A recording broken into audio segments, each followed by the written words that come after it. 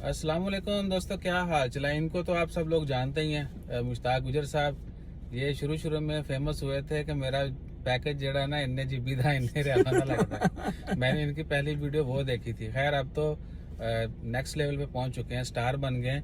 मैंने भी इन्होंने दसा कि भैन तुसी स्टार हो, ऐसे यानी कश्मकश जड़ा है ना। मैंने सोचा भैया वो तो आवाम डिसाइड करेगी कौन क्या है। और इनका शुक्रिया और स्पेशल शुक्रिया, और आप सब लोगों को भी थोड़ी सी शर्म करनी चाहिए। इन्होंने हमारी गुड़ वाली वीडियो देखी थी और चुप करके इन्होंने इधर आके बोला कि पायना घोड़ा आ गया है, जितना दिल करता ले जाएं। ठीक है ना, तो हमने हस्बे जरूरत अपनी ख्वाहिश के मुताबिक उठा लिया। ठीक है जी।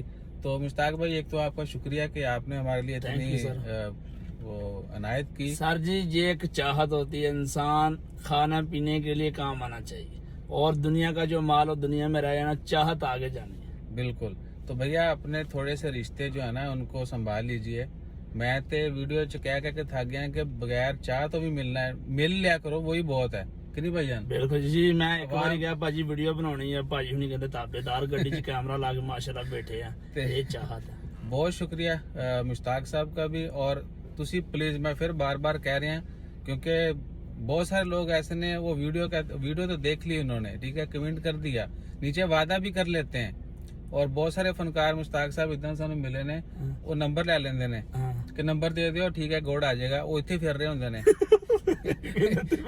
बड़े ऐसे फनकार। मैंने कुछ दिन पहले भी एक स्टोरी शेयर की थी, फिर रिसेंटली हमारे साथ हाथ हुआ, और वो ये था कि बंदे ने ले लिया, कहता पाया जिदों मैं जाऊंगा ले आऊंगा नंबर, मैं तू समझो मैं डिलीट करता।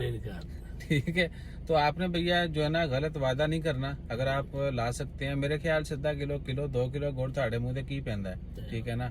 ਇਹਨਾਂ ਤਾਂ ਵੱਡੀਆਂ ਭਾਰੀਆਂ ਤੁਸੀਂ ਗਾਲਾਂ ਕੱਢ ਲੈਂਦੇ ਇੱਕ ਦੂਜੇ ਨੂੰ। ਗੁੜ ਲਿਆ ਕੇ दवावां तो ले सकते हो। अच्छा, वीडियो इधर भी बन रही है, तो वो वाली शायद जो अच्छी लगेगी हम वो डाल देंगे। और मुश्ताक साहब, और आप कुछ कहना चाहेंगे? बस यही है, मेरा जिन्ने मेरे मस्कद मांझ पर आया सारे चाहत मोहब्बत और प्यार बंडो, यही सब तो बड़ी नेमत है।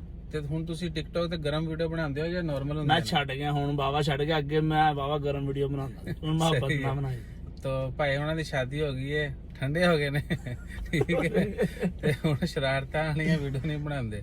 बाकी चलता रहता है जिंदगी में ये सब कुछ, यानी चंगियां वीडियो मंदियां वीडियो ये वो हर कोई यानी गलती कुताज कर लेंदा है। पयान वैसे मेरी पर्सनल रिक्वेस्ट है आपसे भी, बाकी सब से भी, मेरी अपने आप से भी, कि एटलीस्ट जो गंदी नंगी गालियां ना, यानी बिल्कुल ही ओपन हो जाना, गालियां देना, गलीज हरकतें करना, ये वो नहीं होना चाहिए। बहुत सारे लोग तुसी देखा टिकटॉक ਦੇ ਹਾਲੇ ਵੀ ਕਰ ਰਹੇ ਨੇ, ਧੀਆਂ ਭੈਣਾਂ ਦੇਖਦੀਆਂ, ਉਹ ਕਹਿੰਦੀਆਂ ਇਹ ਕਿਦਾਂ ਦਾ ਇਨਸਾਨ ਨਹੀਂ। ਔਰ ਉਹ ਧੀਆਂ ਭੈਣਾਂ ਜਿਹੜੀਆਂ ਆਪੇ ਕੰਮ ਕਰ ਰਹੀਆਂ, ਉਹਨਾਂ ਨੂੰ ਵੀ ਅਰਜ਼ ਹੈ ਕਿ ਭਾਈ ਨੇ ਤੁਸੀਂ ਵੀ ਮੁਲਕ ਦਾ ਨਾਮ ਜੜਨਾ ਹੈ, ਕਿਸੇ ਹੋਰ ਤਰੀਕੇ ਨਾਲ रोशन कर लो।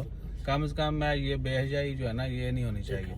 और गाली गलोच फिर ਅਸੀਂ ਆ ਜਾਂਦੇ ਜੀ ਪੰਜਾਬੀਆਂ ਗਾਲ ਨਾ ਕੱਢੋ ਤੇ, ठीक है ना, यानी ਉਹ ਨਮਕ ਜਿਹੜਾ ਖਾਣੇ ਤੇ ਨਾ ਆਵੇ ਤੇ ਉਹ ਪੰਜਾਬੀ गाल ना ਕੱਢੇ ਤੇ फिर वो कहता पंजाबी। बहरहाल ये चीजें ऐसी नहीं है, थोड़ा सा एहतियात किया करें। स्पेशली सोशल मीडिया के ऊपर आप जितना अच्छे बन के दिखाएंगे मेरे ख्याल से वही बेहतर है। बुरे थे फिर तुम पता ही है। और उसके बाद देखते हैं इनके साथ कोई मजीद अच्छी गुफ्तगू होती है तो वीडियो बनी तो वो भी बनाएंगे।